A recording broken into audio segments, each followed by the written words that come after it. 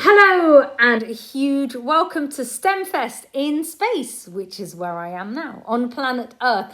I'm Konnie Huq and it's brilliant to be chatting to you guys today all about the theme of space. Now, I don't know whether you know these books. This is the Cookie book series about this character over here called Cookie. Now, she's really into science. She loves science and technology. She's always saying, without science, we wouldn't have had any progress. Innovation, science, technology means that we're not cavemen living in caves with sticks and stones. Planet Earth is so unique. Of all the planets in space, it's the only one we know of that is so advanced and progressive.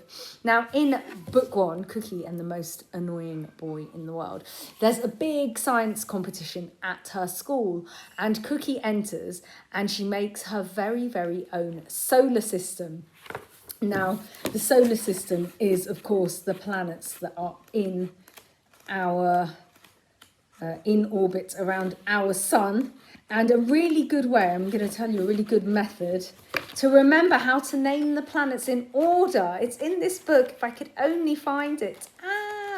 Somewhere in here. Where are you? Where are you? The way to remember the planets in order, there they all are, is by saying my very easy method just speeds up naming planets. And M stands for Mercury. Very begins with a V for Venus. Easy, E is Earth. Method, Mars. Just, Jupiter. Speeds begins with an S for Saturn. Up begins with a U, like Uranus. Naming is a N for Neptune. And planets, that's a P, although Pluto is a dwarf planet. So it's not actually a proper planet, but it's a very, very clever way for remembering things in order. If you can remember a phrase or some notation that will help you, which is exactly what that does. And that is in the book. In the back of the book, you'll see as well, there's lots of experiments and activities that are in the book, including how to make your very own solar system, which is what Cookie does in the book. Now, I thought it might be fun today if we had a go at making our own solar system. But this one is going to be a 2D solar system. So it's going to be a flat depiction of the solar system. But if you're into arts and craft, it's really, really fun because it uses a very clever method of using the colours of the rainbow, any other colours you want, and the darkness of space to make a really, really lovely visual end product.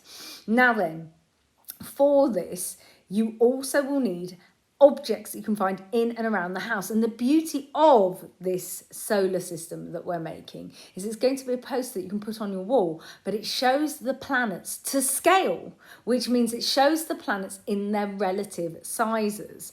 So, for instance, the sun is absolutely massive and huge. So in the depiction we're drawing, or we're making rather, you'll see the sun in the corner on the edge, but you need a really massive paper to fit the sun on in a scale diagram. But this is clever because we're just going to do it using an A4 piece of paper and then draw our little planets and our big planets as well with different things that you find around the house, and it will all be to scale so that the relative sizes are the same.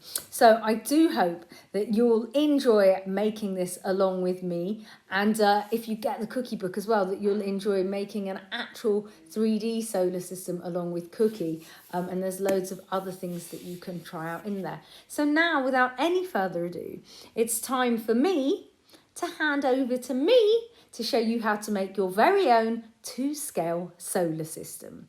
And I'll catch you after. Bye. We're now going to make a picture that shows the relative planet sizes more or less to scale. This is using scratch art. So to kick off, you'll need some crayons, multicolored crayons. You'll need some black paint and a paintbrush.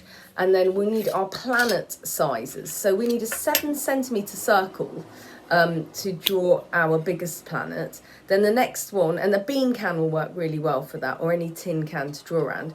Then you need to find a circle of 6 centimetres in diameter. I'm going to hunt one out, you know, a lid of a jar or anything. Then you need a 2.5 centimetre diameter circle, so 2 pence piece will work really well. And then a 6 millimetre diameter circle, so like a hole punch hole is a really good one to use for that. You could obviously get a protractor and a ruler to measure out your circles, and then once you've got everything, you need to get colouring on your piece of paper, so really bright colours, filling the whole paper with your crayons, geometric patterns or a rainbow. I'm going to do that now. So this is the paper that I've ended up with. Next, we need to get our hands on the black paint.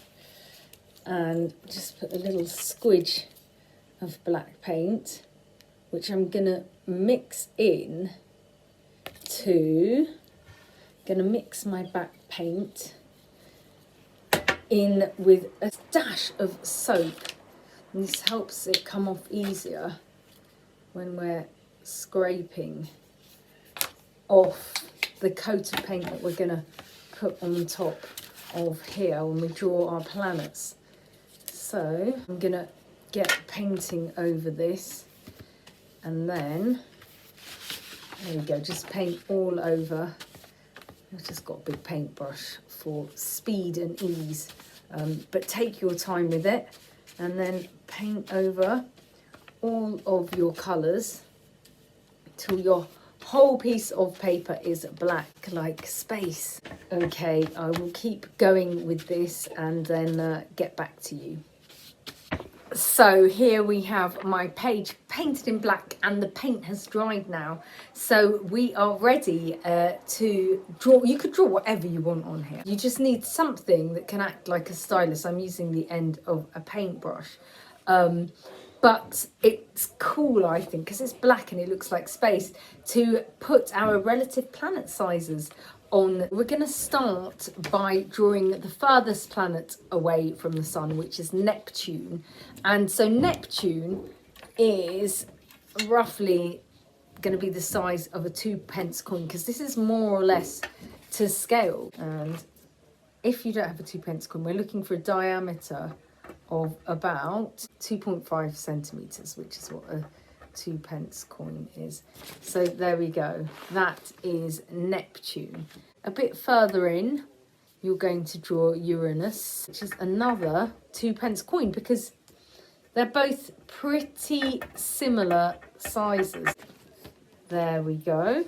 Now Saturn is 6 centimetres in diameter, so I'm going to leave a space for it and use a can to draw around. You can use a baked bean can or whatever to draw Jupiter. Now Jupiter is a 7 centimetre diameter and Saturn is 6 centimetres in diameter, so make sure you leave a space between of about 6 centimetres roughly, so roughly the can width, and then you can draw Jupiter, because we're going to go back and put Saturn in. So here we go, that is Jupiter.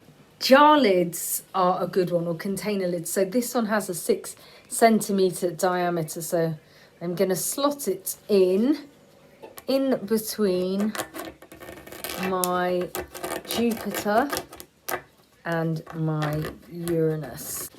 So there we go. So next we have Mars. Now Mars will be 3 millimetres roughly in diameter. So that is going to be half the width of this, which is 6 millimetres, which is my little circle from my hole punch. So you just need to do a tiny little circle for Mars that is about 3 millimetres. You can get your ruler to help you, but 3 millimetres is pretty small. There we go, I've done Mars over there. So next, after Mars, we're going to go for Earth. And Earth is going to be the size of my little hole punch hole. So I'm going to draw around my little hole punch hole. Great. there's Earth there. Then after Earth, Venus is pretty much the same size as Earth. It's a tiny bit smaller. So Venus can also be my hole punch hole. And then we've only got one planet left to go, which is Mercury. So Mercury is just a tiny bit smaller than Mars. So literally we're going 0.5 millimetre smaller than Mars. And there, that is pretty much your relative size of it. Now, as I said, the sun is 1 million times bigger than Earth. You can fit 1 million Earths in the sun.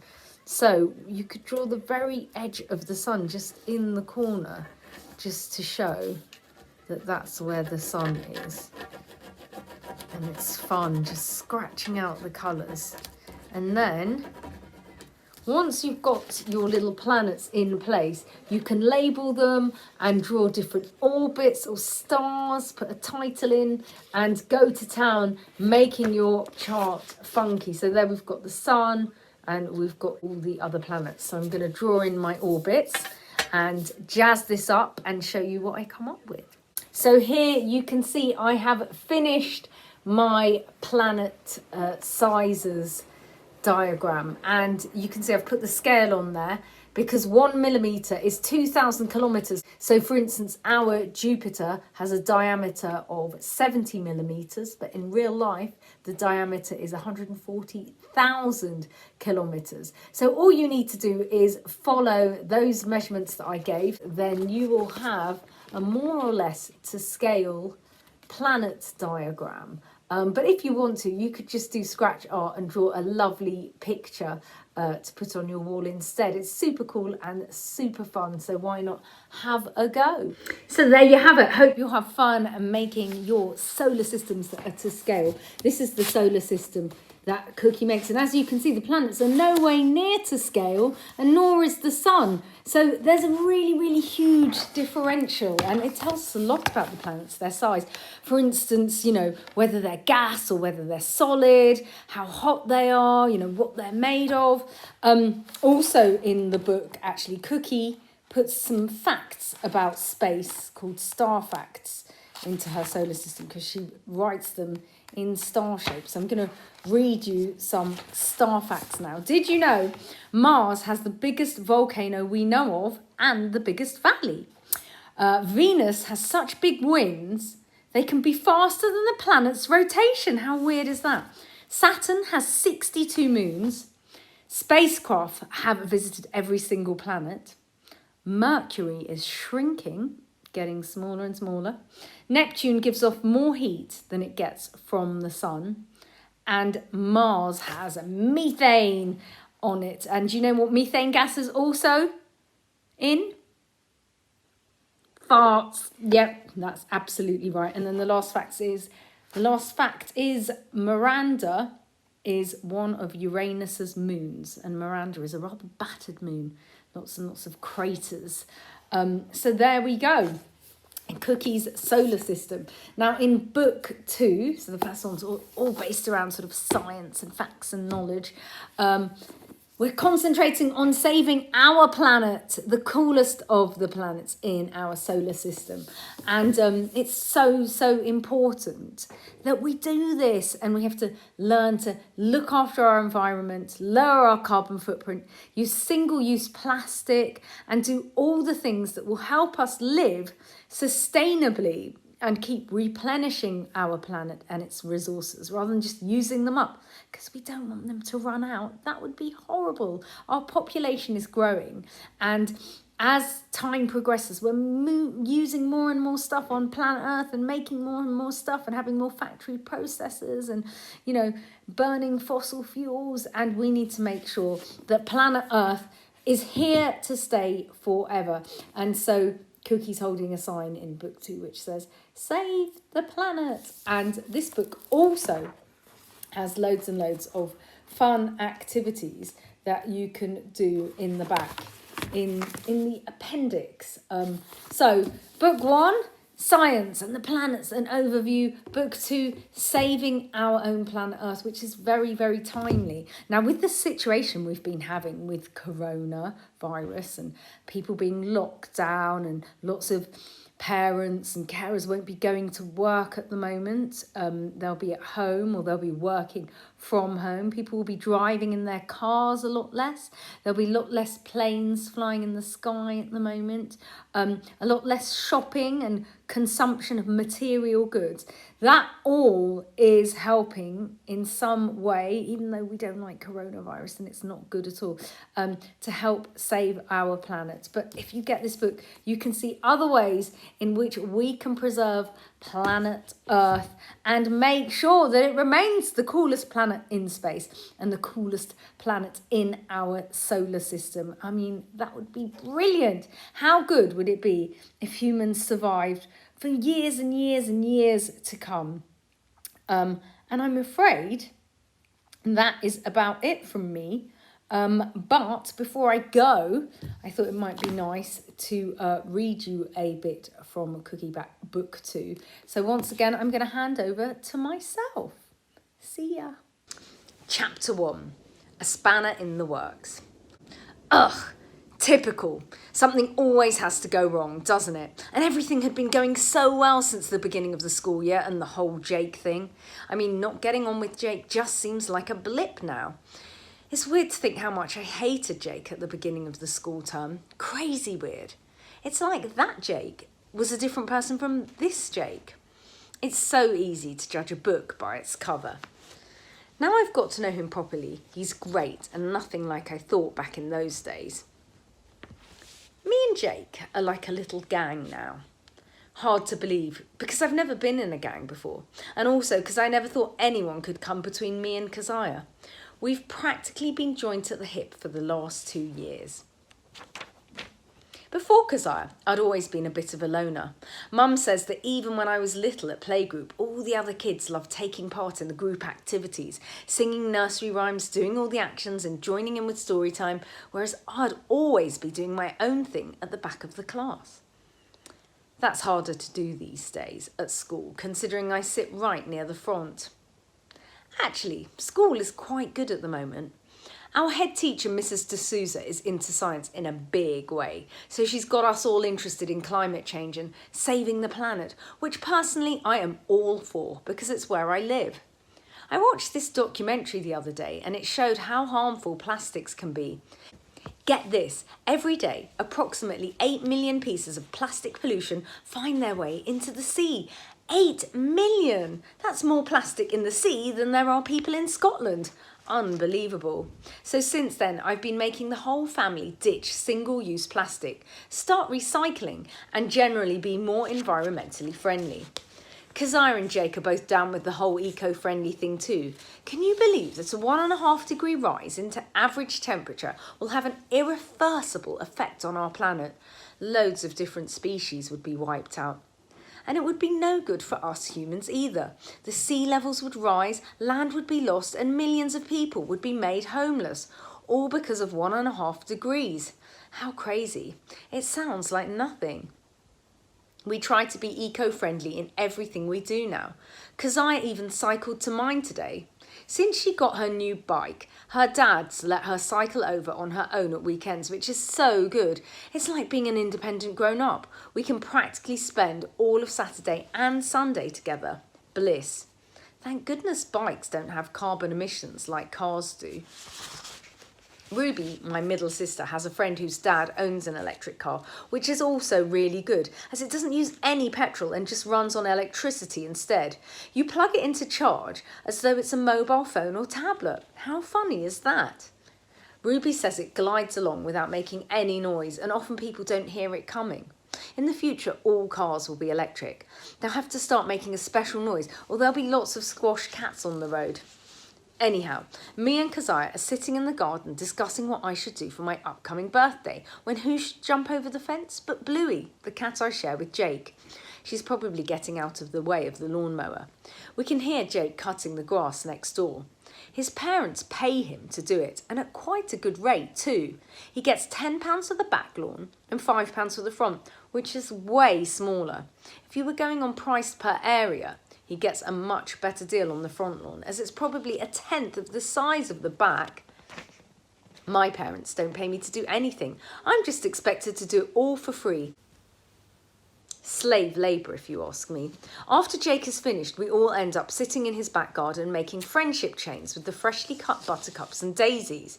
Did you know daisies and buttercups are actually weeds? Keziah pipes up. My gran reckons a weed is just a plant in the wrong place, says Jake. It's only a weed if you don't want it where it is. I've never thought of it like that, but I guess if a rare orchid grew in the middle of a football pitch, then in a way it would be a weed, because you'd pull it out. You wouldn't want it there disrupting the game.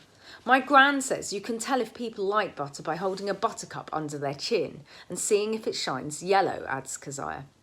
She tries it out on all of us, confirming we all like butter.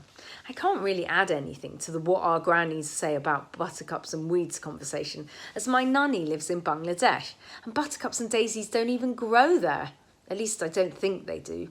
Plus she doesn't speak any English or even have Skype.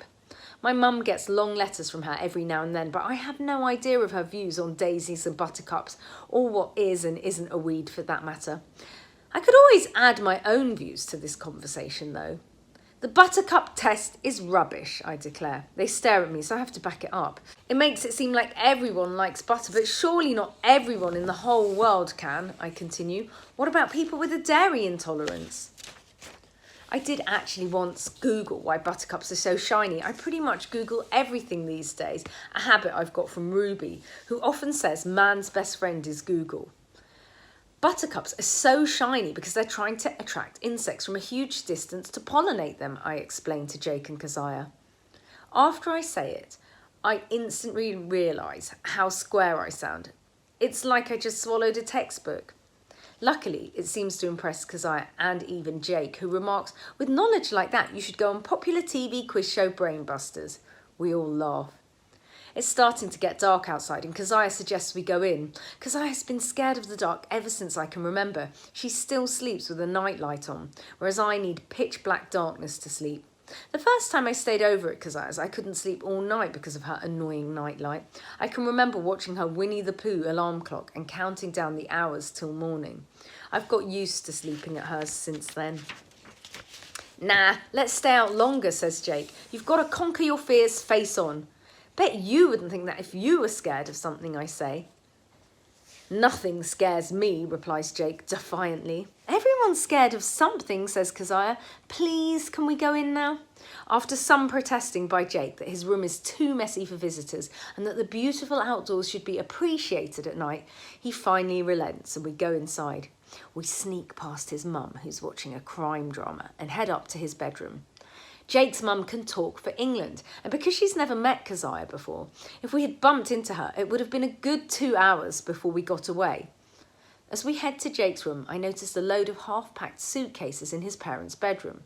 Keziah asks him if they're going away, and Jake tells us that his dad is taking his little brother on a trip to Disneyland as a treat for his birthday. Jake's family is so cool. We never do stuff like that in our family. I can't imagine getting a trip to Disneyland as a birthday present. That would be off the scale. Jake's bedroom is really fun to hang out in. It's kind of cosy with dark walls plastered with posters over every square centimetre and a thickly carpeted floor.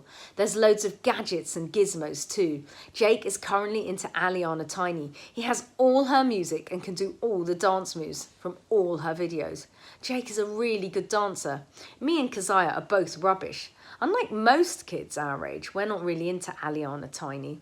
She's playing at Wembley Stadium soon, and all the tickets sold out in the first hour. They're pretty much like gold dust. Knowing Jake's parents, they've probably already got him a pair as a surprise. We plonk ourselves down on Jake's bed. Jake has a double bed, which is pure luxury. He reckons it's because he has to give up his room if his relatives come to stay, but that's probably only once a year, if that. So he really is getting a good deal. No one else in our class has their own double bed, not even Susie Ashby. A double bed wouldn't even fit in my room. Keziah looks around. Wow, you have so much stuff, she says. All this plastic can't be good for the environment. But it's not single use like a carrier bag or drinking straw, Jake protests. None of this is going in the bin anytime soon. True, smiles Keziah. I've never seen so much stuff though. Your room is like Aladdin's cave. Just birthday presents and bits and pieces I've built up over the years, he replies. That reminds me, I have to decide what I'm doing for my birthday, which is coming up soon. I never usually do anything, but this one's the big 1-0. I'll be an entire decade old, a tenth of a century, double figures. We all decide that we'll get thinking of a good way to celebrate. When is it exactly? Jake asks. 2 Saturdays' time, I reply. That's when Susie Ashby's birthday is, says Jake. She's inviting everyone in the class, apparently. I heard her telling Alison Denby. She reckons she's even getting a party planner. Keziah bursts out laughing. What? That's a bit grand, isn't it? Where's she holding it? The Ritz? Great. Susie Ashby is having a party with the whole class at the Ritz on my birthday. How can I compete with that? I'll have to think of something fast.